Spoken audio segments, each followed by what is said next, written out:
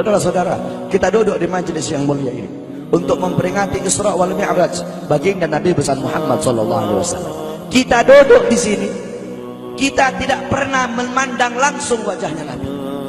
Kita tidak pernah berjumpa langsung dengan Nabi. Kita tidak pernah duduk bersama-sama dengan Nabi. Untuk apa kita duduk di sini kalau bukan karena iman dan cintanya kita kepada Nabi Muhammad? Padahal kita tidak pernah berjumpa dengan Nabi, bertemu dengan Nabi tidak pernah, duduk bersama Nabi tidak pernah. Tapi kita beriman kepada Nabi Muhammad. Kita cinta kepada Nabi Muhammad. Kita umat yang dirindukan oleh Nabi, umat yang dicintai oleh Nabi. Rasulullah ketika beliau sedang duduk bersama para sahabat, Rasulullah berkata, wahai para sahabat, tahukah kalian golongan-golongan yang soleh? Tahukah kalian golongan-golongan yang mulia?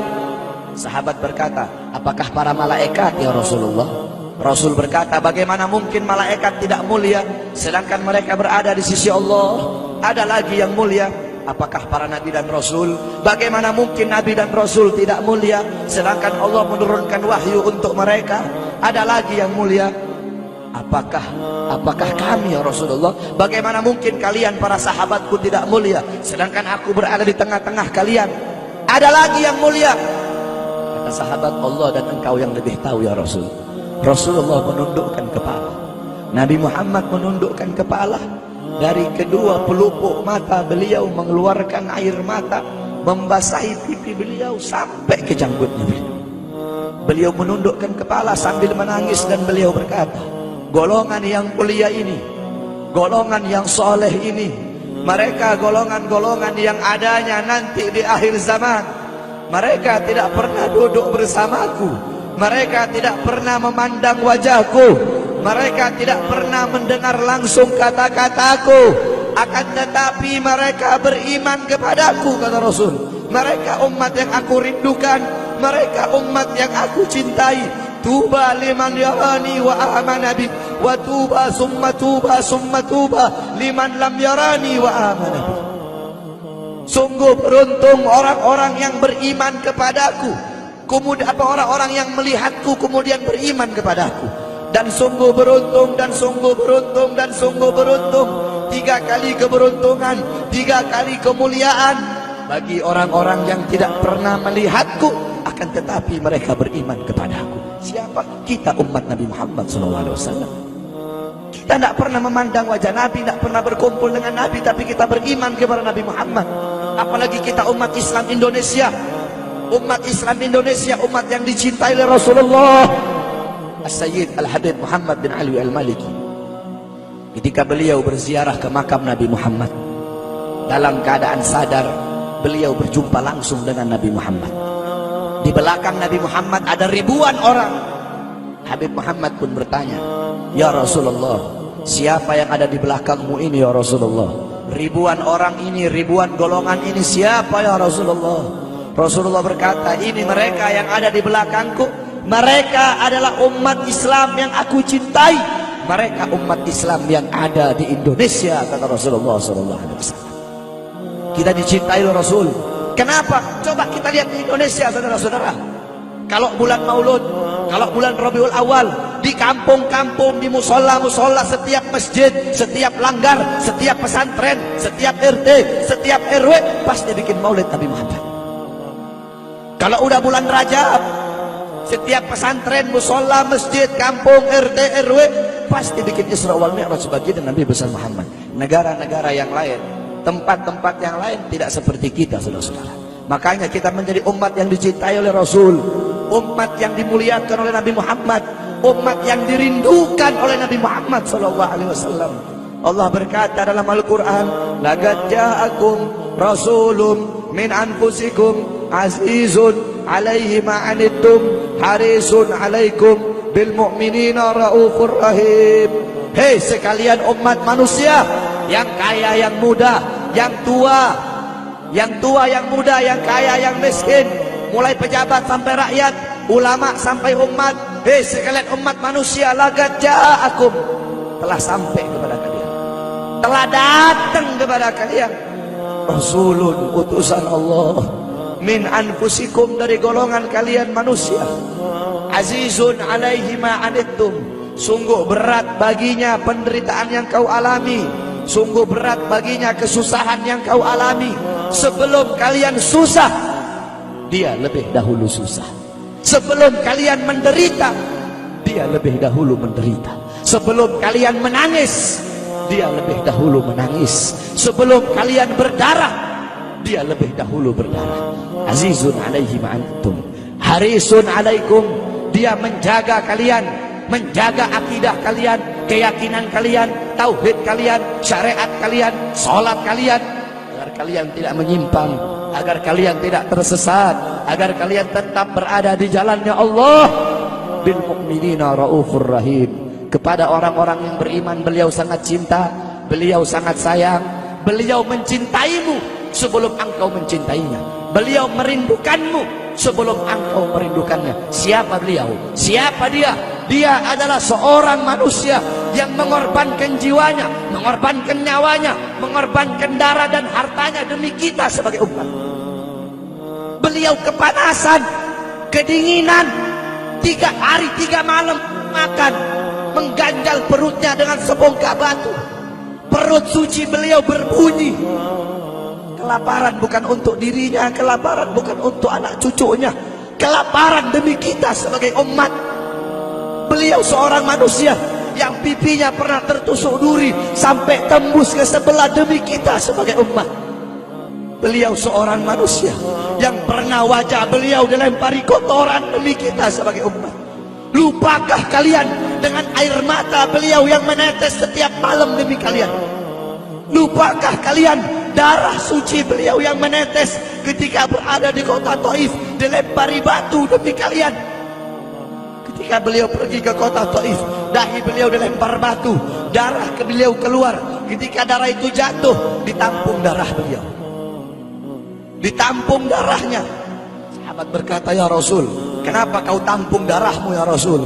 Rasul berkata, andaikan darahku jatuh di atas tanah Taif, penduduk kota Taif akan ditenggelamkan oleh bumi, sedangkan mereka adalah umatku.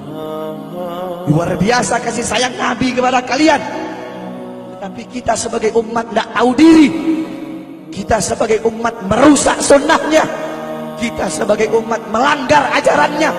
Kita sebagai umat semakin hari semakin jauh darinya, meninggalkan pakaiannya, meninggalkan ajarannya, meninggalkan sunnahnya, meninggalkan kepribadiannya, meninggalkan akhlaknya, meninggalkan Al-Qur'annya.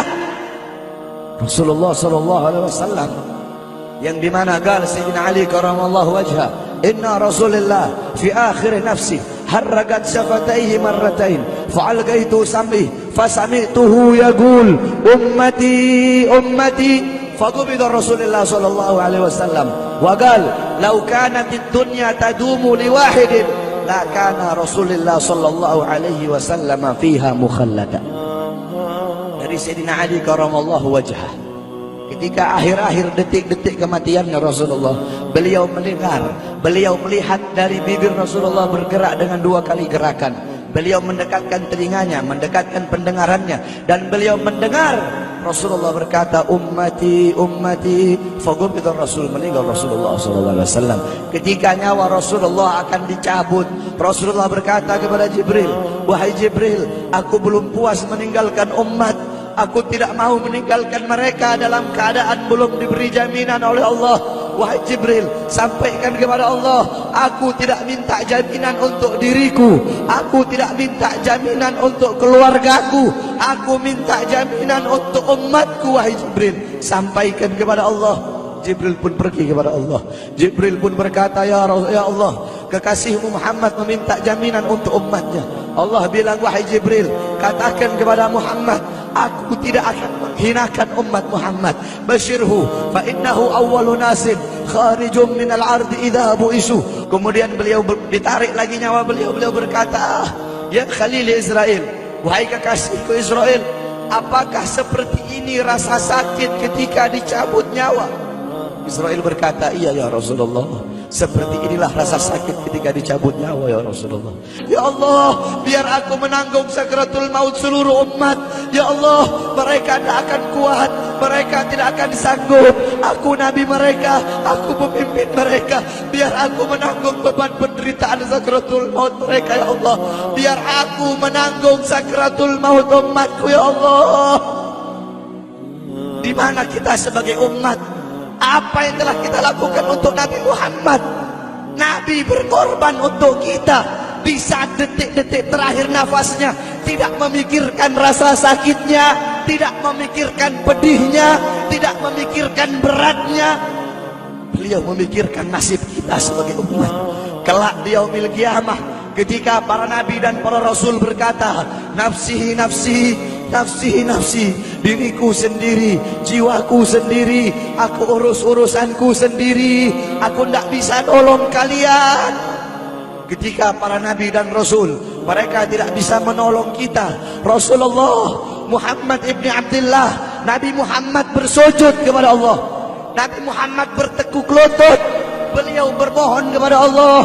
Beliau berkata, ya Allah, aku tidak minta pengampunan untuk diriku, wala Fatimah, wala Hamzah. Aku tidak minta pengampunan untuk Fatimah. Aku tidak minta pengampunan untuk Hamzah. Aku cuma minta pengampunan untuk umatku ya Allah. Untuk umatku ya Allah. Rasulullah tidak meminta pengampunan untuk dirinya, tidak meminta pengampunan untuk anaknya, tidak meminta pengampunan untuk paman bibinya, tidak meminta pengampunan untuk keluarga atau anak cucunya. Tetapi beliau meminta pengampunan untuk kalian sebagai umat. Karena begitu cintanya beliau kepada umat, karena begitu sayangnya beliau kepada umat. Sampai-sampai beliau berkata, lau yushaku ahadukum li syaukatin fi rijli la ajidu ala ma'a fi qalbi. Andaikan kalian, salah satu dari kalian kakinya tertusuk duri, andaikan salah satu dari kita yang duduk di sini kaki kita ada yang terkena duri, pasti kita merasakan sakit. Apa kata Rasul? Maka aku tidak merasakan apa yang kalian rasakan, kecuali yang aku rasakan. Sampai dalam hati aku rasakan rasa sakit kalian. Ya, bagaimana cintanya Rasul kepada kita? Apa yang sudah kita lakukan untuk Nabi? Sudahkah kita mengorbankan kedua mata kita untuk memandang hal-hal yang disukai oleh Nabi? Sudahkah mengorbankan kedua tangan kita memberi makan golongan-golongan yang dicintai oleh Nabi? Mengorbankan lidah kita untuk mendakwahkan, mensuarakan ajaran syiar Nabi? Sudahkah mengorbankan kedua kaki kita melangkah ke tempat-tempat yang diridhoi oleh Nabi? Kita masih belum bisa balas jasa Nabi, dan tidak akan pernah bisa membalas jasa Nabi Muhammad.